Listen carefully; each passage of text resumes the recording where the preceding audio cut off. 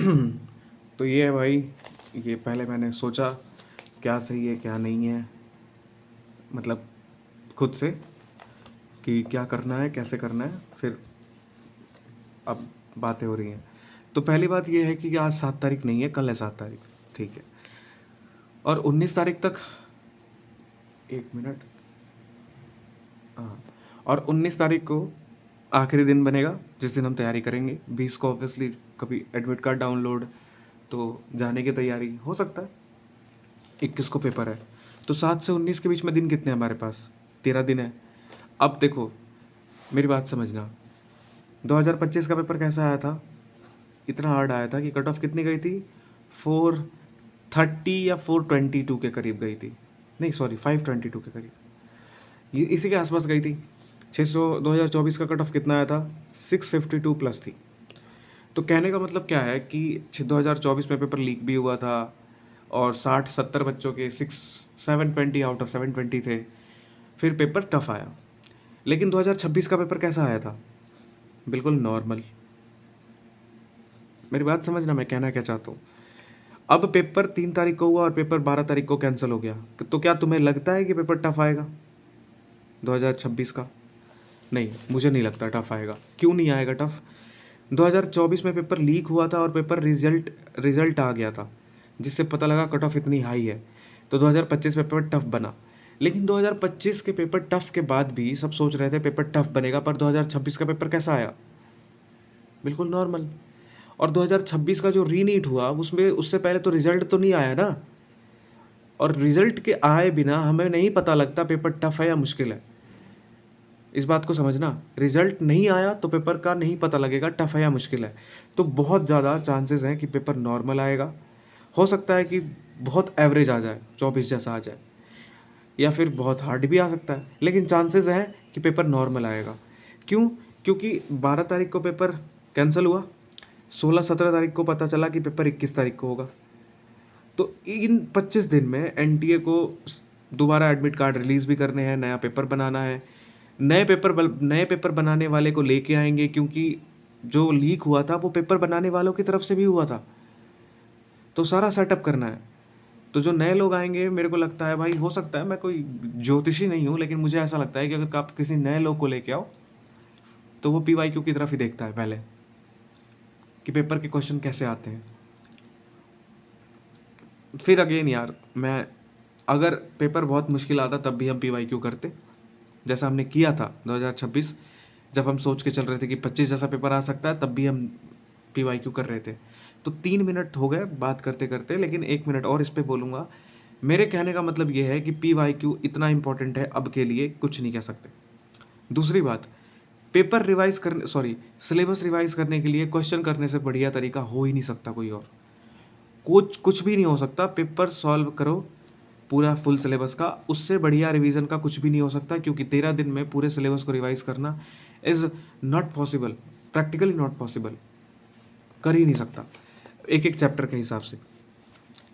तो हमको क्या करना है, हम पेपर देंगे, हमें वीक टॉपिक पता लगेगा, हमारा वीक टॉपिक जब पता लगेगा, हमारे सिली मिस्टेक पता लगेंगे, तो हम उन पर ज़्यादा काम करेंगे और वो ज़्यादा हमारे लिए सही है। तो अब देखो, तो ये तो कहानी इसी बात की थी कि पेपर कैसा आना चाहिए। पेपर आएगा नॉर्मल, जहाँ तक मुझे लगता है ये सब कहानी इसी बात की थी, पेपर आएगा नॉर्मल। और मान लो पेपर टफ भी आ गया तो हमारा प्रिपरेशन ऐसे ही होता जैसा मैं बोल रहा हूँ। तो तुम्हारे को पीवाईक्यू करने हैं 2018 से 2026 तक के, पीवाईक्यू करने ही करने हैं। तुम्हारे पास जहाँ तक मुझे पता है सारे पीवाईक्यू हैं। अगर नहीं हुए किसी के, जैसे 2018-19 के नहीं हुए, 20 से 26 तक का तो है, 26 का तुमने दिया, 24-25 का तुमने दिया दिया तो 24 का भी है, लेकिन पीवाईक्यू तुम्हारे पास सारे पड़े हैं। नहीं पड़े हैं तो वो अरेंज हो जाएगा, वो बिग डील नहीं है। तो कितने पीवाईक्यू हो गए? 1 2 3 4 5 6 7 8 9, ये 9 पीवाईक्यू हैं। कुछ ऐसे भी साल थे जिनमें 2 बार नीट हुआ था, तो पहले उनको छोड़ो, पहले मेन पे देखो। 9 है, तो तुमको 2 दिन में 3 पीवाईक्यू करने हैं, इस बात को समझना। कैसे करने हैं 2 दिन में 3 पीवाईक्यू? पीवाईक्यू, एक पीवाईक्यू में तो 180 क्वेश्चन होंगे ही होंगे। बीच में 2024 या 23 में ऐसा भी हुआ था कि नहीं नहीं, 2020 में ही हो गया था कोविड की वजह से, कि सेक्शन भी आने लग गए थे हर तीनों सब्जेक्ट में, कि 15 क्वेश्चन में से 10 क्वेश्चन करो, तो 200 भी क्वेश्चन थे। लेकिन 180 क्वेश्चन तो है ही सब में, तो 180 क्वेश्चन को दोबारा करना है और 2 दिन में 3। भाई तुमने बहुत सारे पीवाईक्यू तो कर भी लिए है ना, तो किए हुए पीवाईक्यू को करने में तो ऑब्वियसली कम टाइम लगेगा। तो कोशिश ये तुम्हारे को कोशिश ही नहीं करना ही है कि 2 दिन में 3 पीवाईक्यू, तभी हम टाइम बचा पाएंगे। किसके लिए? जो पीडीएफ मैंने भेजा है उसके लिए, अगर कुछ अच्छे नए क्वेश्चन है उनके लिए, बायो में तुमने साइंटिस्ट के नाम पूरे याद नहीं है उसके लिए, सारे डायग्राम देखने हैं उसके लिए, तो हमको डायग्राम हमें टाइम बचाना ही बचाना है। तो 2 दिन में 3 पीवाईक्यू तुम्हें करने ही करने हैं, ठीक है। चलो पीवाईक्यू की बात हो गई, तो पीवाईक्यू 7-8 दिन में ख़त्म हो जाएगा, तो तुम्हारे पास फिर भी बचेंगे 6 से 7 दिन। 6 से 7 दिन नहीं, 5 से 6 दिन। तो उनमें क्या करना है कि जो मैंने तुमसे पीडीएफ करवाया है वो करना है, वो भी करना है क्योंकि कर चुके हैं। अब एक बात बता रहा हूँ, जैसे कि तुम्हारे को मैंने पेपर दिया, उसमें 60 क्वेश्चन थे, 40 तुमने सही किए और 20 क्वेश्चन तुमने गलत किए, छोड़ दिया, सब 20 में आ गया। तो पेपर एनालिसिस हम करते हैं तो किस चीज़ की करते हैं? जो क्वेश्चन सही हुआ उसको देखते हैं या गलत को हम देखते हैं कि हमने गलत क्यों किया, इसलिए मिस्टेक से गलत किया तो क्यों किया। वीक टॉपिक थे तो पता लग जाता है क्योंकि क्वेश्चन गलत हुए। तो भाई एनालिसिस इज़ मोस्ट इम्पॉर्टेंट। तो तुम पीवाईक्यू करो या फिर मेरे भेजे हुए पीडीएफ करो या खुद के नोट्स करो, तुम्हें अपने वीक टॉपिक्स का पता लग ही जाएगा और उसको ठीक करना है। इन बचे 13 दिन में अगर तुम कोई नया चैप्टर उठाओगे, जैसे 1-2 नया चैप्टर उठा लिया, तो उसमें इतना टाइम लग जाएगा कि उतने टाइम में तुम अपने 12-13 चैप्टर को रिवाइज़ कर लो। तो स्मार्ट वर्क करना है, हार्ड वर्क के साथ स्मार्ट वर्क करना है। स्मार्ट वर्क ये कि इस टाइम पे हमने जितना पढ़ लिया उसको अच्छे से रिवाइज़ करना है, ना कि कुछ नया। हाँ, हम टॉपिक कर सकते हैं, जैसे तुम्हारे human genome project, DNA fingerprinting, तुमने कहा था ये मेरे वीक है, तो ये तो बहुत छोटे छोटे टॉपिक है। ऐसे 5 टॉपिक एक दिन में हो सकता है, 2 दिन, एक दिन में हो सकता है आराम से, तो वो तो कर लेंगे, लेकिन कोई नया चैप्टर नहीं उठाना। तो ये बात भी हो गई।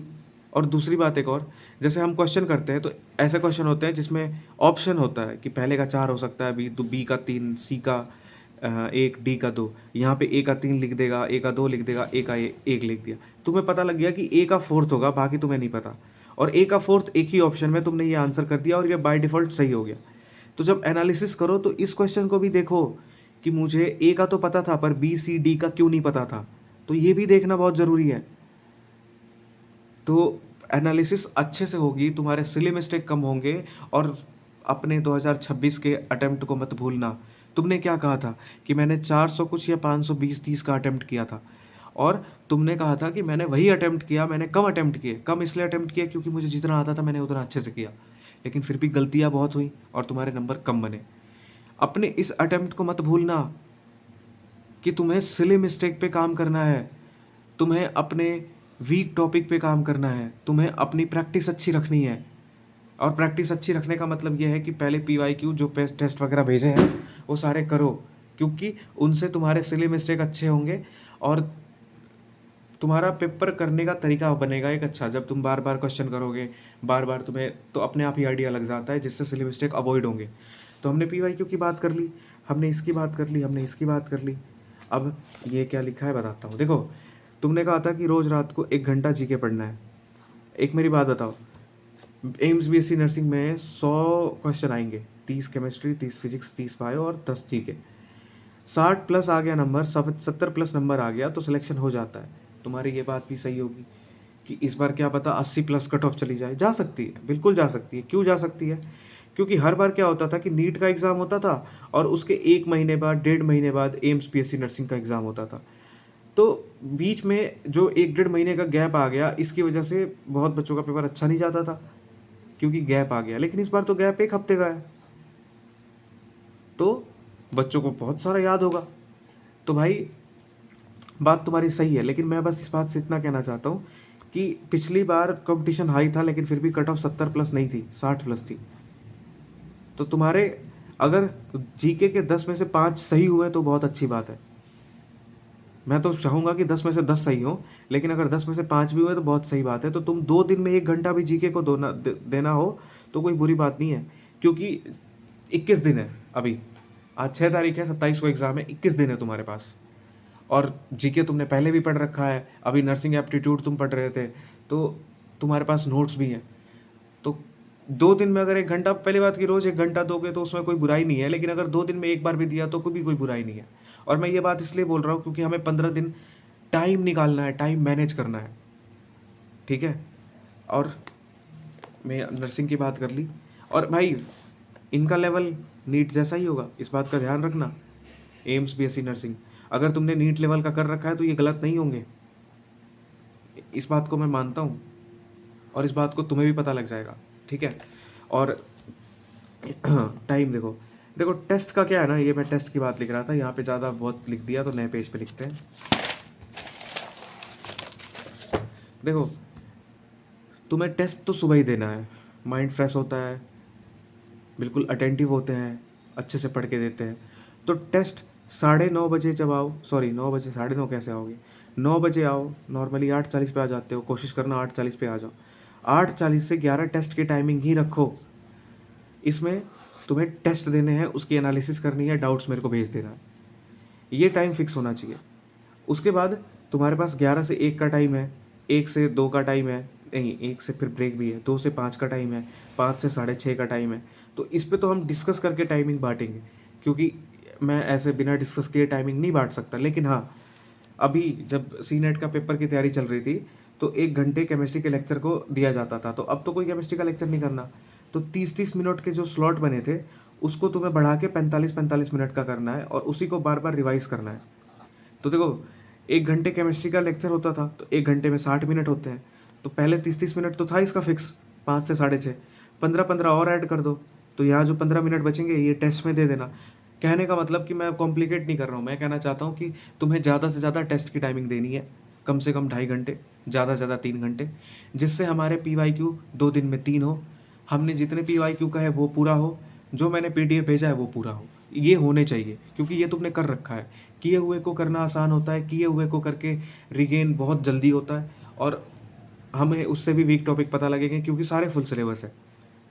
तो अब इसके अलावा मैं क्या बोलूँ, इसके अलावा एक और बात, इस बात को बोल के बस आखिरी, कि जो रात को 6:30 बजे के बाद घर जाके स्टडी टाइम होता है उसमें तुम्हें 1 से 1.5 घंटे डाउट्स के लिए निकालना है, जो मैं डालूंगा यूट्यूब पे, वो तुम्हें करना ही है। वही बात कि अगर तुम्हारे 60 क्वेश्चन तुमने किए, 40 सही हुए, 20 कुछ छोड़ दिए, कुछ सिली मिस्टेक हुए, कुछ वीक टॉपिक थे, कुछ गलतियां हो गई, तो भाई ये अगर 20 क्वेश्चन तुमने सही नहीं किया तो 60 क्वेश्चन देने का फ़ायदा ही क्या है। इसी को तो एनालिसिस बोलते हैं। मैं मानता हूँ कि 40 क्वेश्चन तो तुमने सही किया, उसमें 2-3 तुक्के भी हो सकते हैं, 1-2 ऑप्शन एलिमिनेशन करके किया है, तो 40 में से 5 क्वेश्चन, तो 5 क्वेश्चन तुम्हें यहाँ से एनालिसिस करनी है, लेकिन यहाँ पे तो 20 के 20 एनालिसिस करनी है। तो अगर तुमने इसको एनालिसिस नहीं किया तो फिर फ़ायदा क्या है पेपर करने का। एनालिसिस में तुमने डाउट्स नहीं देखे, तो अपनी गलती नहीं देखी, तो इस चीज़ को मस्ट करना, मस्ट मतलब होना ही चाहिए। तो घर जाकर डाउट्स सबसे पहले, फिर तुम्हें अगर 1 घंटे जीके को देना है तो जीके को दो, नहीं तो अपना टाइम बांट लो। तो मैंने केमिस्ट्री की तो बात कर दी कि 45-45 मिनट देना है। बायो के लिए 2 से 5 फिक्स रखना, 3 घंटे फिक्स रखना। अगर तुम्हें लगता है कि मेरे को दोपहर में बायो पढ़नी है, घर जाके पढ़नी है, तो कर लेना, लेकिन 3 घंटे फिक्स रखना बायो के लिए टेस्ट के अलावा। केमिस्ट्री के लिए 45-45 मिनट की बात कर ली। फिजिक्स के लिए 11 से 1, या फिर तुम्हारे हिसाब से जो टाइम बने वो कर लेना, वो डिस्कस कर लेंगे। लेकिन इंपॉर्टेंट क्या है, मैंने ये 14 मिनट होने वाले हैं, 10 सेकंड बाकी है 14 मिनट होने में। तो मैंने अब तक 14 मिनट में तुम्हें क्या कहा, मैंने PYQ की बात करी, मैंने अपने दिए हुए टेस्ट की बात करी, मैंने तुम्हें नया कुछ करने को नहीं बोला है, मैंने बस तुम्हें बोला है कि जो तुमने कर लिया है उसको अच्छे से रिवाइज करना है, उसको अच्छे से रीगेन करना है, गेन नहीं रीगेन, दोबारा से। क्योंकि मैं मानता हूँ, और ये बात सच है, कि सिलेबस को अगर रिवाइज करना है तो क्वेश्चन प्रैक्टिस करने से अच्छा तरीका हो ही नहीं सकता। क्वेश्चन प्रैक्टिस करने से अच्छा तरीका सिलेबस रिवाइज करने का हो ही नहीं सकता। तो इस बात को ध्यान रखना, PYQ करने ही करने हैं, PYQ तुम्हें करने ही करने हैं पूरे अच्छे से। तो ये कहानी थी।